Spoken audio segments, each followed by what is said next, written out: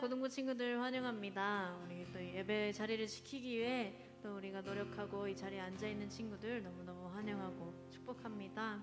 우리 이 시간에 예배할 때에는 우리에게 지금 필요한 것이 무엇인지, 우리가 무엇을 위해 살아야 하는지 또 생각해보는 시간이 되었으면 좋겠습니다. 그래서 오늘 예배 가운데 우리 다시 한번 우리의 정체성을 또 확립해보는 시간이 되었으면 좋겠습니다. 그럼 우리 함께 찬양하며 예배 자리로 나아가도록 하겠습니다.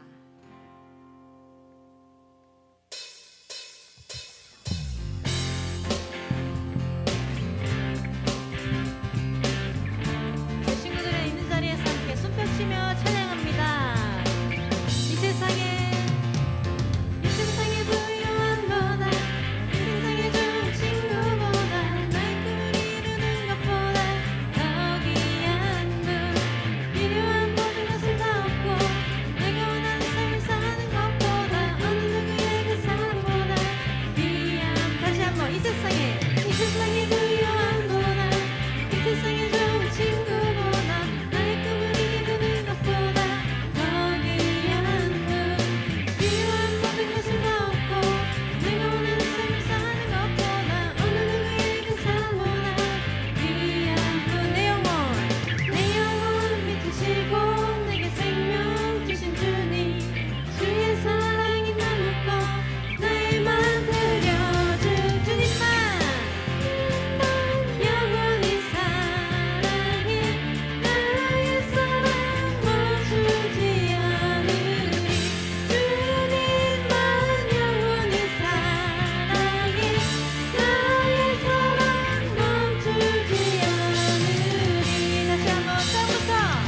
이 세상의 부유함보다, 이 세상이 좋은 친구보다, 나의 꿈을 이루는 것보다 더 귀한 분, 필요한 모든 것을 다 얻고 내가 원하는 삶을 사는 것보다 어느 누구의 그 사랑보다 귀한 분. 붙드소서 주님 나를 놓지 마소서. 내 영혼 비추시고 내게 생명 주신 주님, 주의 사랑이 너무 커 나의 맘 들여줄게. 주님만 영원히 사랑해. 나의 사랑 멈추지 않으리. 주님만 영원히 사랑해. 나의 사랑 멈추지 않으리.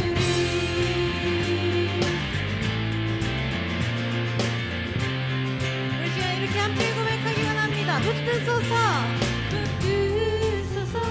주님 나를 놓지 마소서. 붙드소서 주님 나를 놓지 마소서. 다시 한 번 더 크게. 붙드소서 주님 나를 놓지 마소서. 붙드소서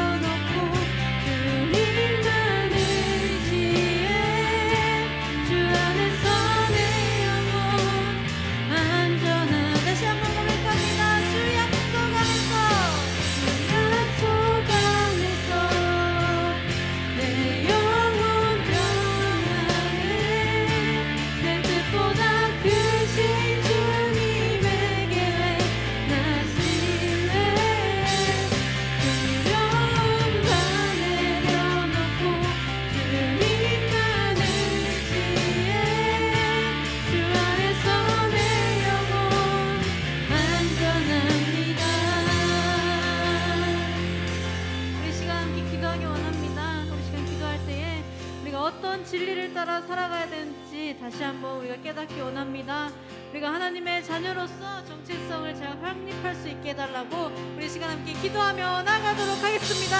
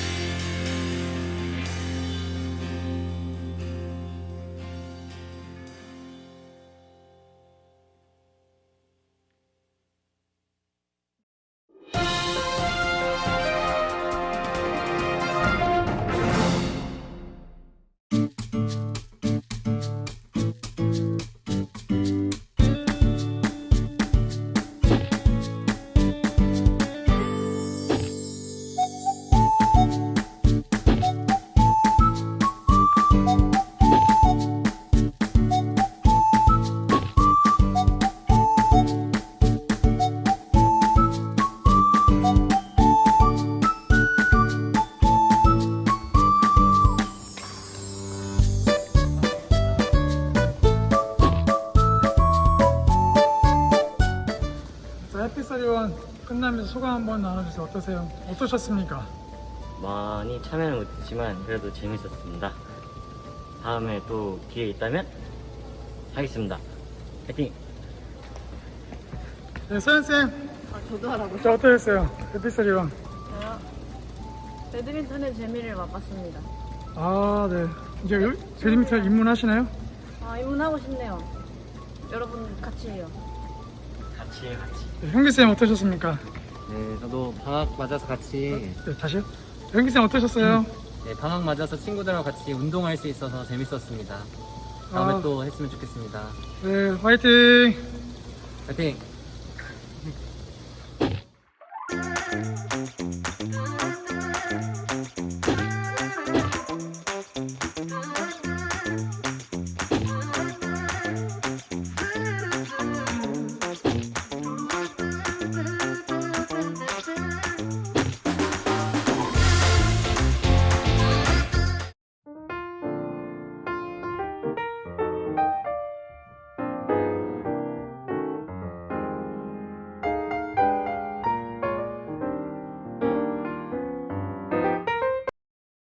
네, 우리 고등부 친구들 또 일주일 동안 잘 지냈습니까? 와, 벌써 방학이 끝나가고 있습니다. 이미 끝난 친구도 있죠. 개학한 친구들도 있습니다. 정말 순식간에 한 달이 지나가 버렸는데 그 한 달 동안 여러분 어떻게 지냈나요? 만약에 되돌아본다면 10점 만점 몇 점을 줄 수 있을까요? 계속 늦잠도 많이 자고 아침에 늦게 일어나기도 하고 어쩌면 조금 더 평안함을 누릴 수 있었던 방학이지만 또 돌이켜보면 여러 후회들이 몰려오는 일들도 있지 않을까 싶습니다. 이번 방학을 마치면서 2학기가 시작되었는데요. 하나님께서 우리에게 좀 소망을 주기를 원해요. 2학기에 대한 소망. 여러분 1학기 때 놓쳤던 것들을 하나님께서는 좀 채워주셨으면 좋겠습니다. 하나님, 제가 1학기 때는 이것들을 못했는데 2학기 때는 이걸 했으면 좋겠습니다. 그런 소망을 가지고 2학기를 시작했으면 좋겠습니다. 비록 후회가 남는 방학이지만 다시 마음을 가다듬고 2학기를 향해 달려가는 여러분의 삶이 되었으면 좋겠습니다. 자, 오늘은 광복절이죠. 우리의 조상들이, 우리의 순국 선열분들이, 독립유공자분들이 일제치하에서 이 조선 땅, 이 나라의 독립을 위해서 무고한 생명을 많이 흘렸습니다. 이 나라에 대한 열정과 사랑에서 헌신과 희생으로 이 나라의 광복을 이루어냈죠. 그래서 우리가 그분들 생각하면서 참 감사하지 않을 수가 없는데요. 우리 독립유공자분들과 우리 그 가족분들에게 우리 감사의 박수로 마음을 표현했으면 좋겠습니다. 우리 함께 같이 잠깐 우리 그 가족을 위해서 우리 기도하도록 할게요. 하나님 감사합니다. 오늘 광복절을 맞이하며 우리가 아주 감사의 마음을 갖고 싶습니다. 이 나라를 위해 목숨을 아끼지 아니었던 우리 독립유공자분들, 이 나라의 독립을 위해 정말 이름도 없이 빛도 없이 헌신하고 희생하였던 분들, 우리에게 그러한 분들을 보내주시고 독립할 수 있도록 해주신 것 감사드립니다. 하나님, 우리가 그분들을 본받아 우리도 이 나라를 위한 마음, 애국의 마음으로 살기를 원합니다. 성령님, 우리의 마음을 감동시켜 주시옵소서.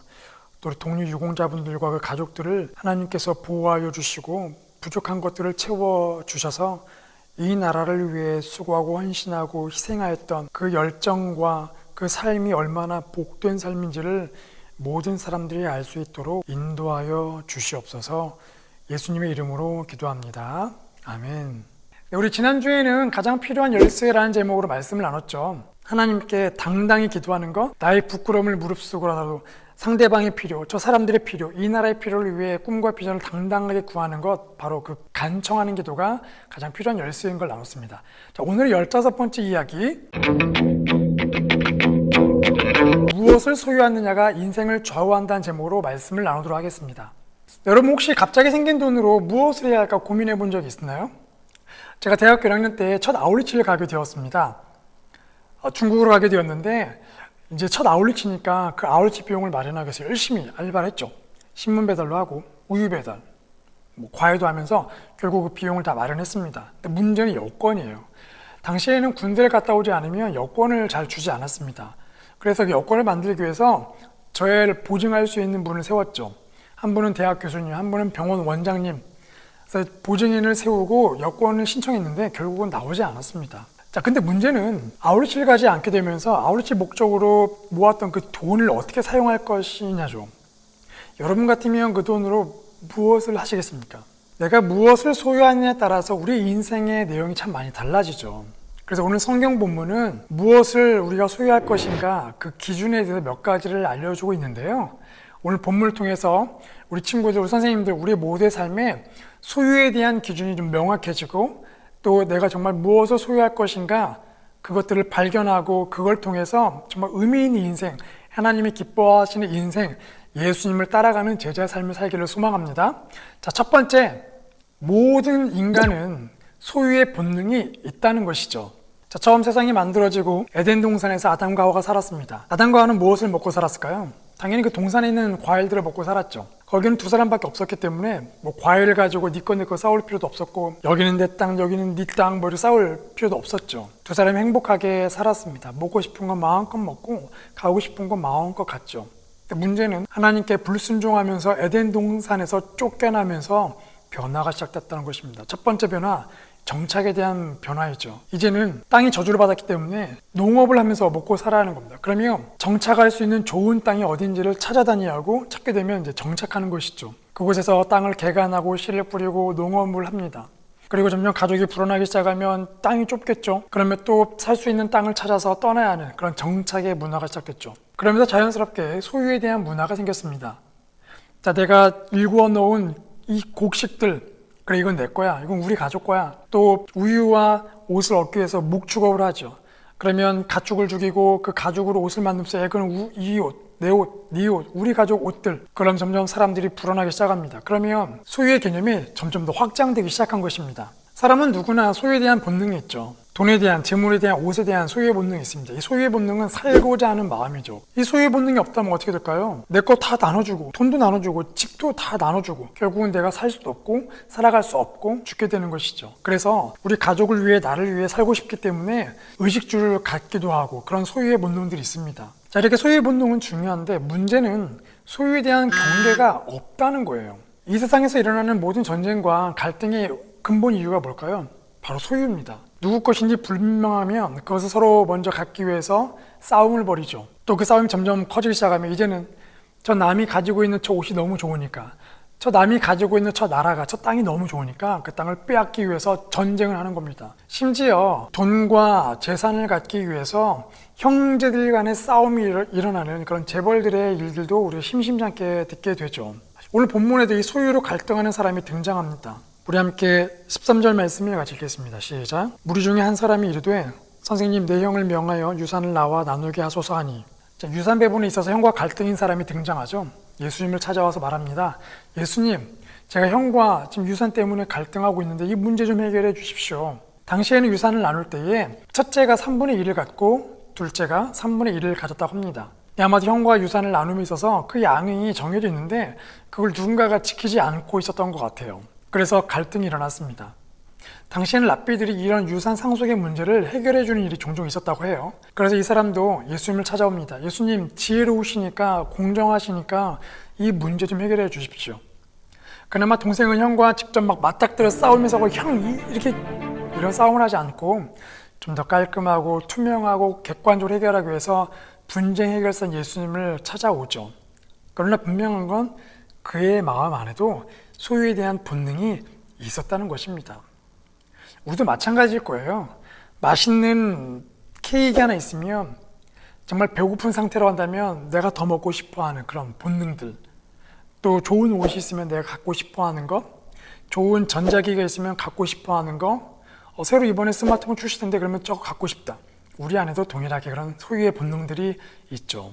자, 그래서 두 번째, 예수님께서는 평안은 소유의 양에 좌우되지 않는다고 말씀을 하십니다.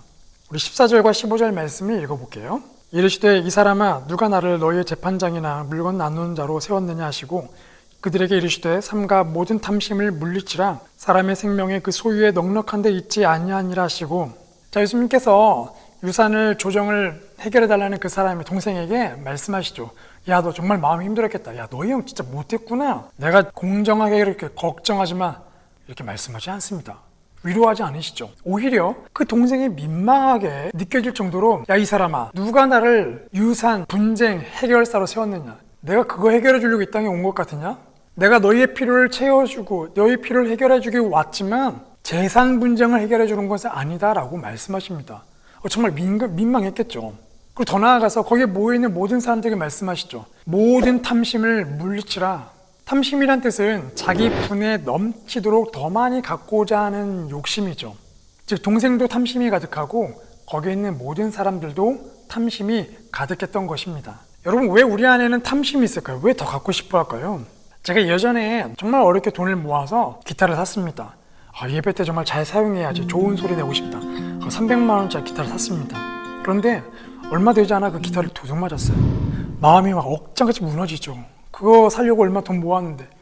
근데 감사하게도 어떤 분께서 자기 가지고 있는 기타 중에 하나를 후원해 주시면서 이거 예배 때 쓰라고 주시는 거예요. 그 기타는 제가 가지고 있었던 그 기타보다 3배 더 비싼 기타였습니다. 엄청나 비싼 기타이죠. 그래서 그 기타를 받았을 때 너무나 기뻤어요. 야, 이거 정말 내가 잘 써야지, 아껴 써야지. 하지만 그 마음이 오래가지 않더라고요. 1년, 2년 지나면서 그 기타에 점점 기습 나기 시작하고 처음 가졌던 그 소유에 대한 기쁨이 그렇게 오래가지는 않았습니다. 여러분들은 어떠세요? 여러분들 처음 옷 사면 너무 좋잖아요. 아껴 입고. 그러나 시간이 지나면 그 옷에 대한 첫 마음들, 가지고 있었던 그 물건에 대한 첫 마음들이 점점은 사라지게 되죠. 내가 그걸 가지면 행복할 줄 알았는데, 정말 기쁠 줄 알았는데 그런 기쁨과 행복이 그렇게 오래가지 않더라는 것입니다. 그러다 보니까 점점 더 다른 물건을 욕심을 내는 거예요. 기왕이면 저거 있으면 좋겠다. 또 삽니다. 그 기쁨 오래가지 않죠. 신상 나왔대. 저거 새로 나왔다는데 저거. 그러다 보니까 정말 우리가 필요한 것 이상의 것들을 더 갖고 싶어하는 욕심이 생기게 되는 거죠. 탐심이 생기기 시작하는 겁니다. 하지만 그 탐심을 아무리 채우려고 해도 그 기쁨과 그 물건이 주는 평안함들은 절대 오래가지 않죠.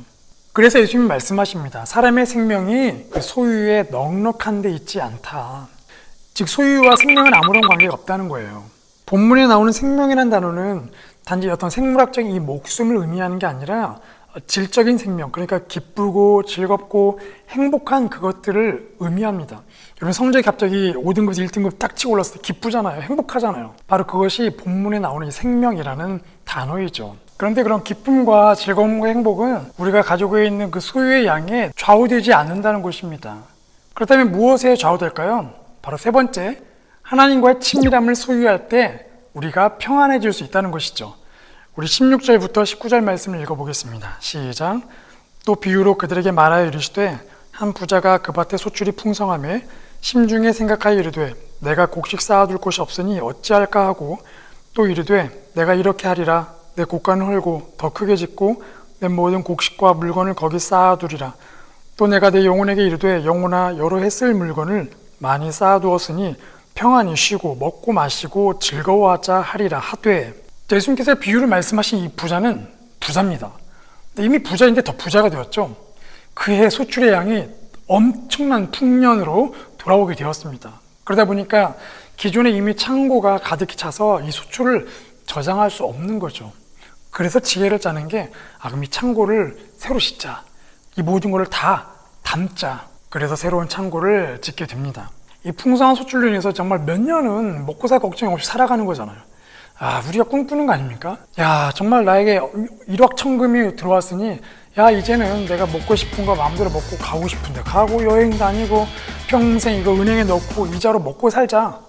뭐 우리가 꿈꾸는, 보통 세상 사람이 꿈꾸는 그런 대박 삶이죠. 그런데 예수님은 이 부자가 한 가지를 놓치고 있다고 말씀하십니다. 여러분, 맹모 삼천지기 아시죠? 맹자의 어머니가 교육을 위해서 3번 이사했다는 이야기입니다. 처음에 맹자 가족이 무덤 근처 살았는데 맹자가 이 죽은 사람들의 장례식장을 보면서 자꾸 곡을 배우고 아이고 이렇게 하니까 안 되겠다 싶어서 시장 근처로 이사를 갔죠. 그런데 맹자가 자꾸 상인 흉내를 내더라는 겁니다. 그래서 안 되겠다 싶어서 서당 근처로 이사 갔더니 그때서야 비로소 글을 배우면서 사람이 되기 시작했다라는 것이죠. 그런데 맹모 삼천지교를 새롭게 해석하는 이야기가 있습니다. 맹자의 어머니가 절대로 그런 실수를 저지르지 않았다는 것이죠. 일부러 그렇게 했다는 것입니다. 첫 번째, 맹자 어머니가 무덤가에 가 살았던 이유는 맹자로 하여금 사람은 언제나 죽는다, 누구나 언젠가는 죽는다는 것을 가르쳐 주려고 했던 것이죠. 그 인생의 마침표를 알려줬다는 것입니다. 자, 아들이 그것을 깨닫자 이제는 시장으로 간 거예요. 시장에 가서 사람들이 어떻게 살아가는가, 이제 죽음을 알았다라면 그래서 내가 어떻게 살아가야 하는가, 그 살아가는 모습들을 가르쳐 주려고 했던 것이죠. 자, 맹자가 그것을 비로소 배우니까 아, 이제 됐다. 사람이 죽는다는 걸 알았고 잘 살고 열심히 살아야 한다는 걸 알았으니까 이제는 글자를 가르쳤다는 것이죠. 이렇게 해서 맹자의 어머니는 맹자가 사람이 되도록 계획한 대로 다녔다는 것입니다. 여러분, 우리 이 부자의 모습은 우리가 부러워할 정말 부자의 모습이지만 하나님의 평가는 다르다라는 것입니다. 우리 20절과 21절 말씀을 같이 읽겠습니다. 시작. 하나님은 이르시되 어리석은 자여 오늘 밤에 내 영혼을 도로 찾으리니 그러면 내 준비한 것이 누구의 것이 되겠느냐 하셨으니 자기를 위하여 재물을 쌓아두고 하나님께 대하여 부유하지 못한 자가 이와 같으니라. 아멘.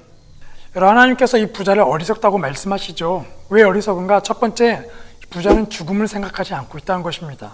자기가 평생 이것을 먹고 살면서 그 행복을 누리며 살 것 같지만 사람은 누구나 죽는다는 것, 이 부자도 자신이 언젠간 죽는다는 것을 알고 있어야 하는데 그것을 놓치고 있다는 것이죠. 마침표, 종착지를 모르고 살아가는 그 인생, 그래서 어리석다고 말씀하시죠. 우리는 이 땅의 재물을 가지고 영원히 살 수 있는 존재가 아닙니다. 죽는 순간 그 모든 재물들은 의미가 없죠. 그래서 인생을 공술의 공수거라고 하지 않습니까? 빈손으로 왔다고 빈손으로 돌아가는 것. 바로 부자는 그 죽음을 놓치고 있었기 때문에 어리석은 사람이었던 것이죠. 두 번째, 부자가 어리석은 이유는 바로 자신만을 위해 재물을 모았기 때문에 그렇습니다. 그 재물을 모으고 말하죠. 야, 내 영혼아, 이제 이것을 먹고 살면서 평안히 누리자. 자기 자신만을 위해서 그 재물을 모으고 소출을 모으고 먹고 살 생각만 했다는 것이죠. 결국 죽으면 아무것도 못 가져가는데 그것을 누군가를 위해 나눠줄 수 있었을 텐데, 그만큼 여유가 있었을 텐데 주변을 돌아보지 못하고 나만을 바라보고 내 욕심, 탐욕, 탐심을 채우려고만 했던 인생이기 때문에 이 사람은 어리석었다고 하나님은 평가하십니다. 마지막 세 번째, 하나님께 부유하지 않은 삶을 살았기 때문에 어리석었다는 것이죠. 여러분, 하나님께 부유하다는 것이 무엇일까요?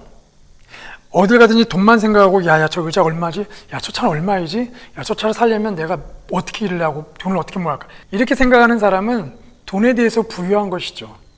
마찬가지입니다. 하나님께 부유하다는 것은 어떻게 하면 하나님 제 인생을 살 수 있을까요? 어떻게 하면 하나님 저 사람을 도울 수 있을까요? 어떻게 하면 하나님께서 기뻐하시는 인생을 살 수 있을까요? 그렇게 모든 순간순간마다 하나님을 생각하는 거, 하나님을 위해 살고자 하는 그런 마음들, 그런 마음이 가득할수록 하나님께 부유하다는 것이죠. 즉, 이런 마음을 가지려면 하나님과 친밀해야 합니다. 하나님과 대화하며 살아야죠. 하나님과 함께 동행해야 합니다. 즉, 하나님께 부유한 인생은 뭐냐? 하나님과의 친밀함을 소유하는 인생이라는 것이죠. 특별히 이 돈과 소유를 보면서 돈과 소유가 내 기쁨이 아니라 하나님과 함께 사는 것이 나의 기쁨입니다. 전능하신 하나님이 내 모든 문제를 해결하기 때문에 내가 하나님과 함께 가겠습니다. 내 모든 장애물은 내가 돌파할 수 없지만 하나님이 돌파할 수 있습니다. 하나님은 전능하십니다. 저 하나님과 함께 살고 싶어요. 이렇게 하나님과 친밀함을 간절히 원하고 그렇게 살아가는 것, 바로 이것이 하나님께 부유한 인생이죠. 마태복음 6장 24절을 보면 이런 말씀이 있습니다. 함께 같이 읽어볼게요. 아무도 두 주인을 섬기지 못한다. 한쪽을 미워하고 다른 한쪽을 사랑하거나 한쪽을 중히 여기고 다른 한쪽을 무시할 것이다. 너희가 하나님과 재물을 함께 섬길 수 없다.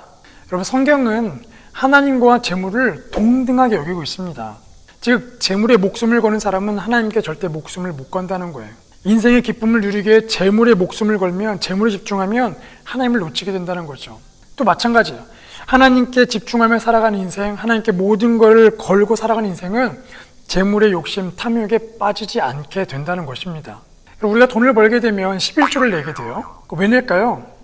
내가 받은 돈 100만 원 있는데 그 중에 10만 원을 하나님께 헌금하면서 하나님, 이 모든 100만 원은 바로 하나님께서 나에게 주신 하나님의 것입니다. 그 중에 일부 10만 원 하나님께 드립니다. 이것이 하나님의 것임을 제가 인정하고 고백합니다. 제가 이것에 노예가 되지 않기로 결심합니다. 라는 믿음의 고백인 것이죠.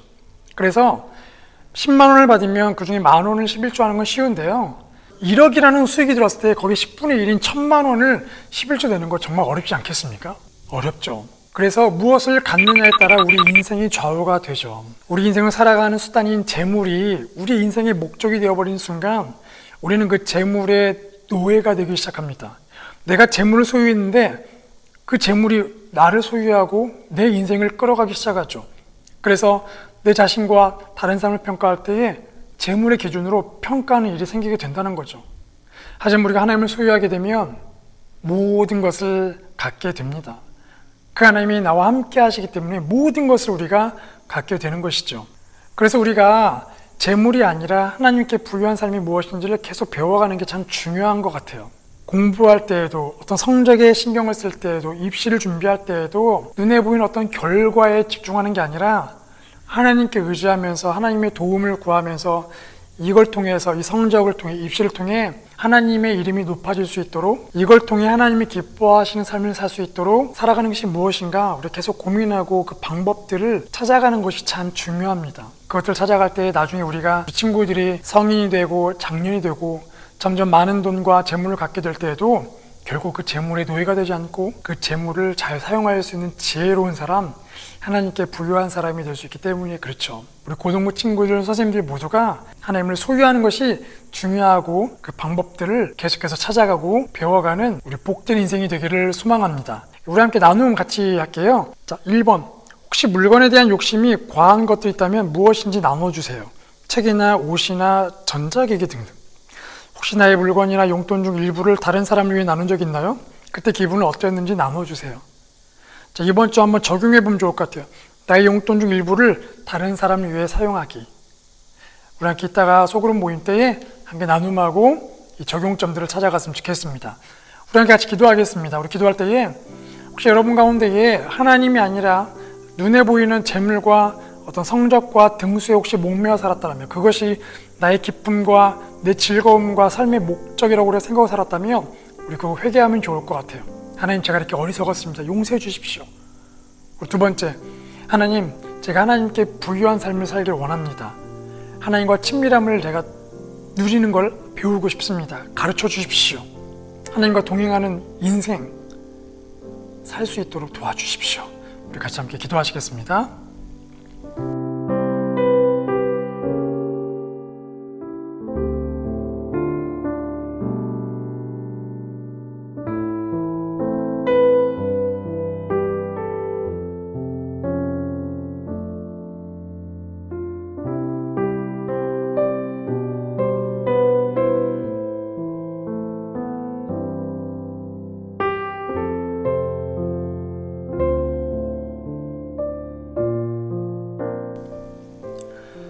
하나님, 감사합니다. 무엇을 소유하느냐에 따라 우리의 인생이 좌우가 됩니다. 하나님, 우리 안에 소유 본능이 있지만 그 소유 본능이 재물로 인해 망가질 때가 많습니다. 더 많은 돈, 더 많은 재물, 더 좋은 등수, 더 좋은 대학교, 더 좋은 백, 더 좋은 학력, 더 좋은 차, 집, 옷, 우리는 눈에 보이는 것들이 우리의 행복을 주는 거라 생각합니다. 그러나 주님, 우리의 소유의 본능이 방향이 다시 올바르게 잡혀지길 소망합니다. 눈에 보이는 것이 아니라 우리 보이지 않는 하나님, 그러나 전능하신 우리 하나님, 나의 창조주이신 하나님과의 친밀함을 소유하는 우리가 되게 하여 주시옵소서. 재물이 아니라 하나님과의 친밀함을 누릴 수 있는 방법들을 배우고 싶습니다. 하나님께 부유한 자가 되고 싶습니다. 하나님, 우리 친구들, 우리 선생님들이 이러한 인생의 비밀, 영적 비밀들을 계속해서 배워갈 수 있도록 시행착오를 통하여 한 가지 한 가지 배우고 실천하고 그러한 삶을 살 수 있도록 도와주시옵소서. 특별히 이번 주 우리가 가지고 있는 돈 일부를 다른 사람을 위해 나누는 것을 적용해 보려고 합니다. 쉽지 않습니다. 해본 적이 없어서 어렵습니다. 그러나 이것을 한번 적용해 봄을 통하여서 누군가에게 간식을 대접하거나 아이스크림을 대접하면서 섬기면서 우리가 재물의 노예가 아니라 재물을 다스리는 지혜를 배워갈 수 있도록 하나님께 기쁨이 되는 것이 무엇인지를 배워갈 수 있도록 저희에게 은혜를 주시고 영적으로 깨달음을 주시옵소서. 예수님의 이름으로 기도합니다. 아멘. 이제는 우리의 구원자이신 예수 그리스도의 은혜와 우리 하나님 아버지의 그 크신 사랑과 우리 성령 하나님의 충만하신 은혜가 오늘 말씀을 기억하며 재물의 부유한 자가 아니라 하나님과 친밀함의 부유함을 누리며 하나님과의 관계를 더 깊이 다져가기를 소망하는 우리 고등부 친구들, 선생님들 삶 위에, 우리 고등부 공동체 위에, 또 우리 선교사님들의 삶과 그 사역 위에 이제부터 영원토록 함께 하시기를 간절히 축원하옵나이다. 아멘. 여러분, 고등부 예배 마쳤습니다. 이번 한 주 동안 무엇을 소유하느냐에 따라 인생이 좌우되는 것 기억하시면서 하나님께 부유한 인생 되기를 소망하고 축복합니다.